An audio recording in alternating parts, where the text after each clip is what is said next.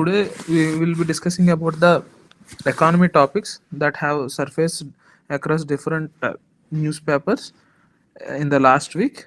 So the main issues that had popped up during the last week economic topic are mainly one is retail inflation and the concern surrounding the retail inflation. This is one topic we will be seeing. The other thing is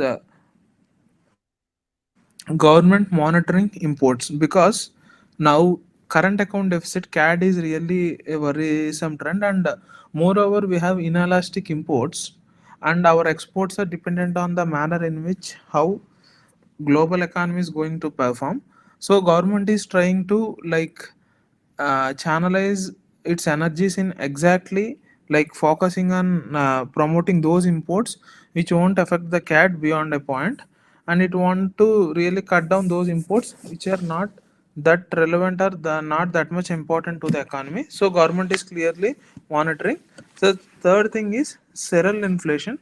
So inflation overall, even though it had taken a dip in December, again there is a worrisome concern, especially regarding serial inflation, because the rates are going to affect serial inflation, will have an impact on the manner in which how the consumption, especially poor and middle class, are going to consume like protein based food or other things. So serial inflation is one aspect which is being covered.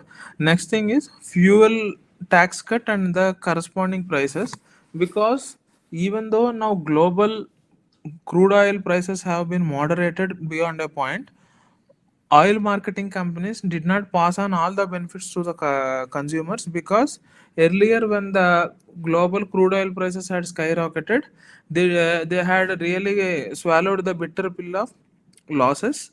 So now government is mulling together to think how to cut tax on fuel, so that the benefit will be directly end user, especially common man, could avail the fruits of cutting down the prices, as it will cutting down the price of fuel through cutting down the taxes, as it will have direct impact on vegetables, transportation, everything.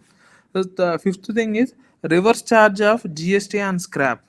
So the reverse charge of GST on scrap is one aspect which is being thoroughly considered, because there is lot of tax evasion that is happening on indirect tax segment pertaining to scrap sales.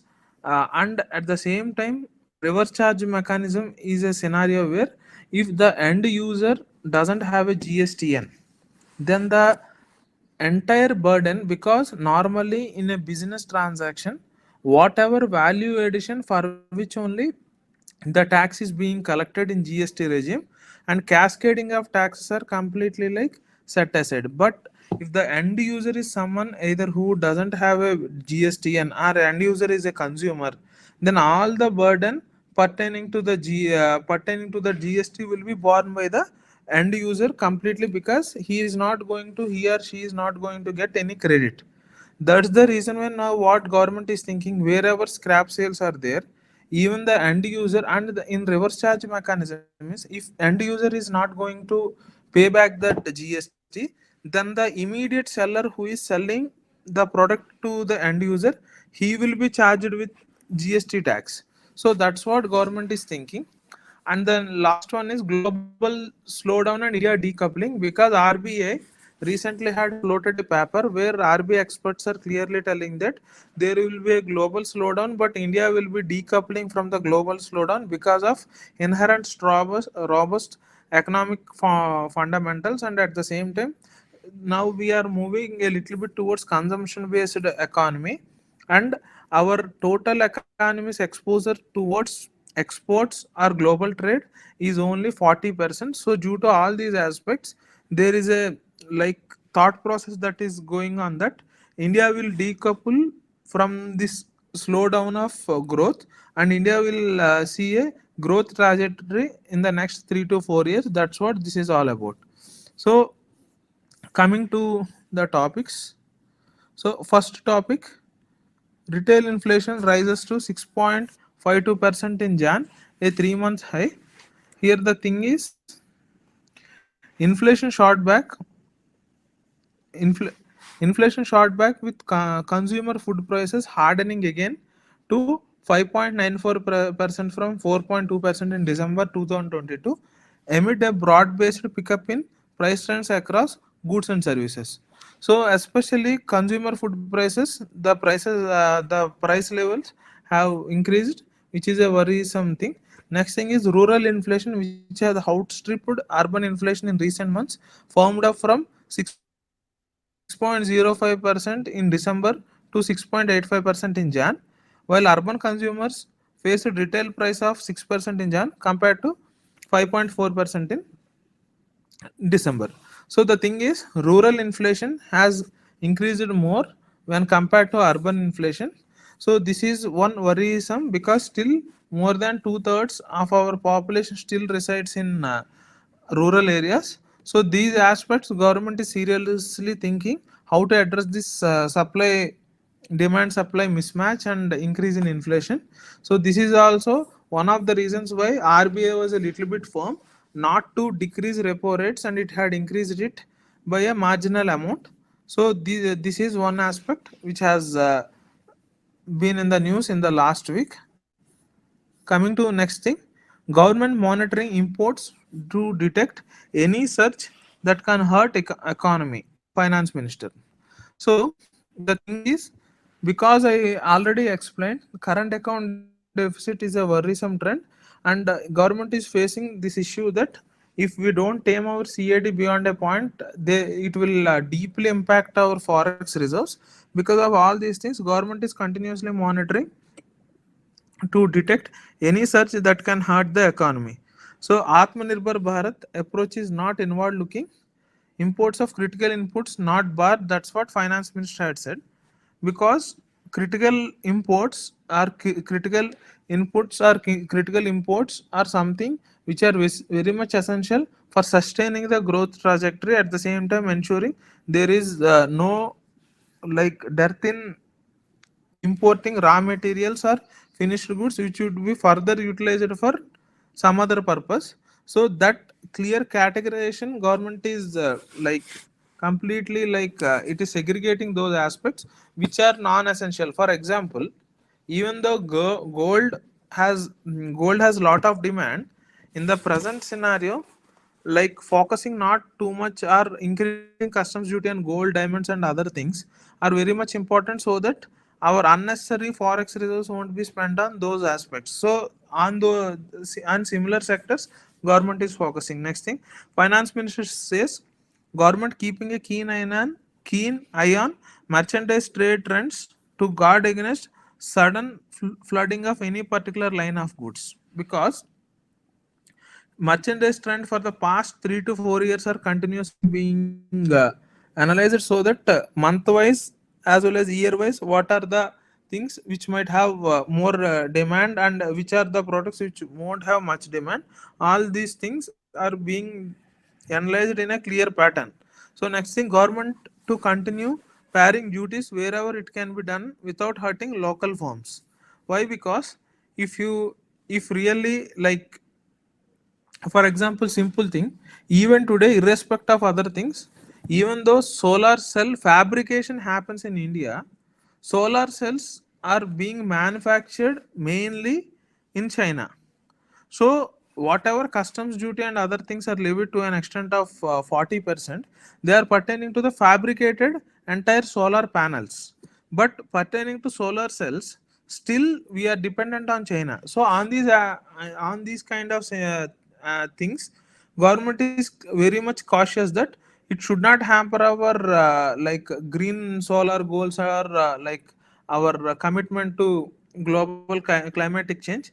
At the same time, we should ensure that local firms won't get hurt. So that's why solar cells are being allowed in the normal manner, whereas solar panels are being levied a custom duty of 40%. So these kind of things also we have to keep in mind. Next thing, a surge in imports for only 3 months can hurt economy for a whole year. That's what finance minister is stating. So if we are not alert and if we are not monitoring the things in a proper manner, so if there is a surge in imports even for 3 months, definitely it will have a huge impact on the whole year of economy, whether in terms of rise in costs or in terms of the manner in which like our forex is going to be dwindled. So all these aspects have to be kept in mind. So exporters urged to constantly interact with government to help tide over the challenges. This is what finance minister has said. So next thing is several inflation broad based and worrying, says economists. So inflation in cereal category hit 16.1% in January compared to 13.7% in December. So that means cereal inflation is almost in double digits. So alongside cereals, rising price of protein items like milk, eggs and meat pushed up food and beverage inflation to 6.2% in Jan. But cereals are the most important thing because it is a staple food for most of the Indians. So increase in cereal prices is a worrisome thing, and even the protein prices are also increasing. It will definitely impact our food security as well as our nutrition security. So these things are very much like in an alarming state. So next thing, government may mul fuel tax cut to cool prices. So because government is looking at cutting import duties on products like maize, which attract a 60% basic duty, while taxes on fuel could also be reduced again, because maize is very much useful, especially in sectors like poultry. In poultry or other corn, maize, and these things are very much useful. So impact or increase in like basic customs duty of almost 60% would impact those sectors. In the same manner, government is also thinking to rationalize or to decrease the taxes on fuel. Even though global crude oil prices have moderated, oil marketing companies did not pass on the benefit to consumers to cover up the earlier losses incurred.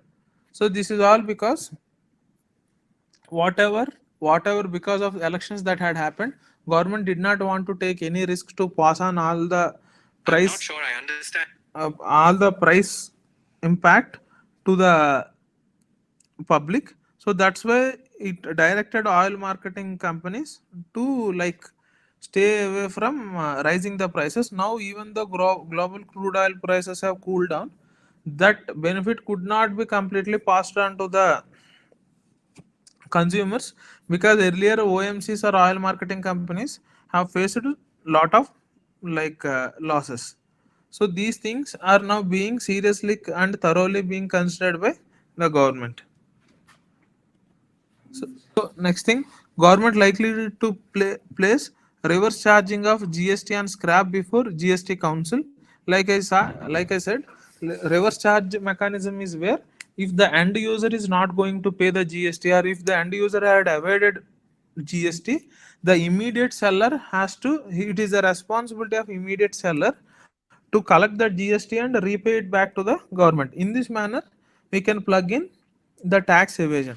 So GST meet my mul tool to curb gutka firms tax rules, because there is a even in the later after this news, now the GST council had also like enhanced the taxes, indirect taxes on gutka firms, so that public won't be at peril because of health issues, as well as spending money on some non-useful products. So these two things are being thoroughly and seriously being thought over by, continuously being thought over by the government, so that there won't be any impact pertaining to these aspects. Okay. Coming to next thing, global slowdown path still uncertain, India to decouple. That's what RBI is stating.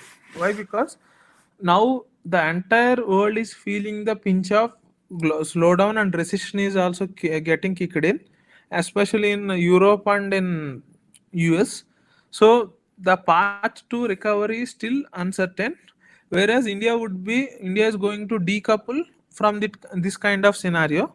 What RBI experts state, that domestic consumption and investment to benefit from stronger prospects for agriculture, strengthening consumer confidence and strong credit growth. Why? Because now savings are also being enhanced, at the same time consumption is also being promoted. So due to these two things, rather than export driven growth, India is focusing more on internal consumption based growth. So it is going to benefit the prospects for agriculture in the sense, see, when people have more money, definitely they will spend primarily on food and other aspects than on other things. So definitely, even when the consumer confidence is also going to increase, there will be chances that banks will give more credit to all the sectors, because once the growth is good, definitely banks will have more confidence to give more credit to all these different companies, so that they can also further give impetus to the and total expansion of the things. So those things, that's what RBI is very much optimistic about. Next thing, RBI sees India decoupling from 2023's global slowdown on account of strengthening domestic consumption.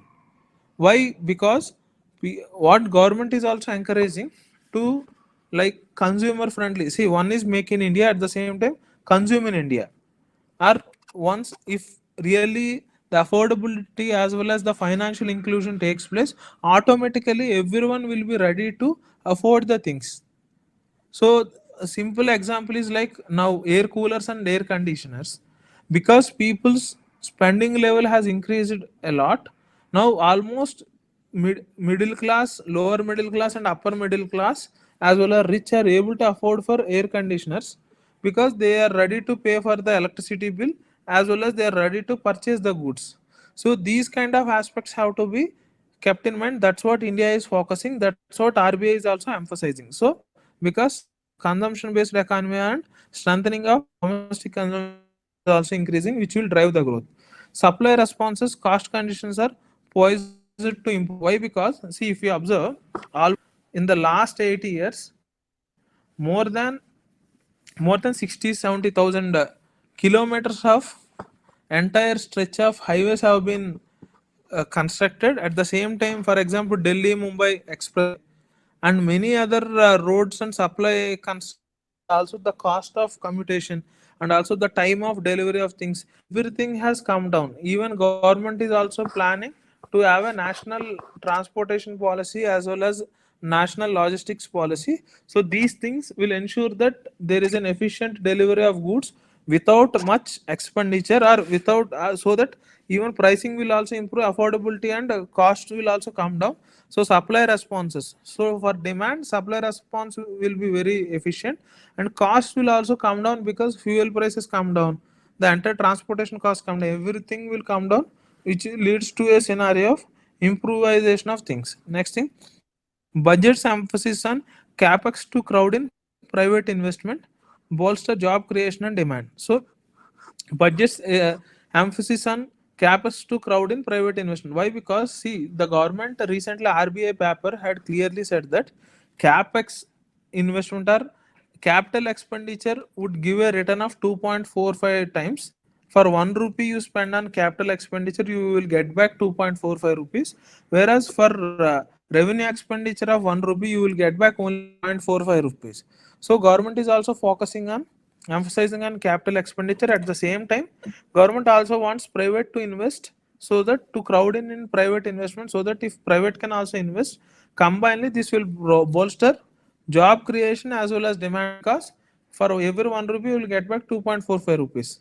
So decoupling driven by budget raising, 2023 to 27 growth prospects and long-term potential. So the optimization is next 4 years, from 2020 to 27 there will be a growth prospects and long-term potential. At the same time, capital expenditure will be channelized in a most efficient manner, so that growth trajectory could be sustained. So these are the topics which were mainly like popped up in this thing. So with this, I shall conclude for today's this week's topic. Okay, have a good day. Bye.